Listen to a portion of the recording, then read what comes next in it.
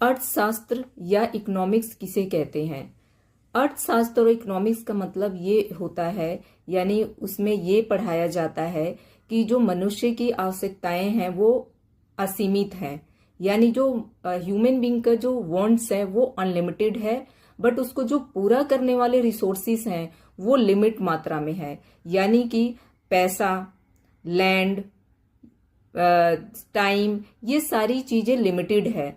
क्योंकि अगर मैं आपको एक एग्जाम्पल से समझाऊं कि इकोनॉमिक्स में ये पढ़ाया जाता है या ये सिखाया जाता है कि जो हमारी अनवांटेड जो विश है उसको लिमिटेड रिसोर्सेज से कैसे पूरा किया जाए।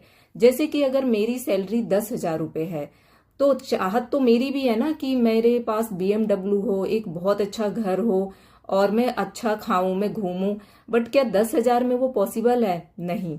तो मुझे उस 10,000 को ऐसी चीजों में डिवाइड करना है कि जो सबसे प्राइमरी चीज है जिसके बिना हम जीवित नहीं रह सकते हैं, जैसे कि खाना।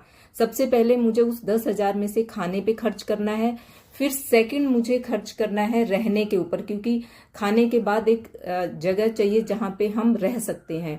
उसके बाद एजुकेशन, उसके बाद अगर जो 10,000 है उसमें अन्य चीजें आ जाती हैं, यानी अदर चीजें आ जाती हैं, बट इसमें 10,000 में से भी आपको कुछ ना कुछ सेविंग करनी भी जरूरी है, क्योंकि जो लाइफ है वो अनसिक्योर है, हमें नहीं पता है कि कल क्या होने वाला है।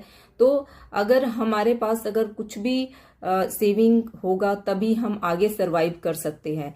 तो इकोनॉमिक्स का मतलब यही है कि जो अनवांटेड विश है उसको लिमिटेड रिसोर्सेज से कैसे पूरा किया जाए।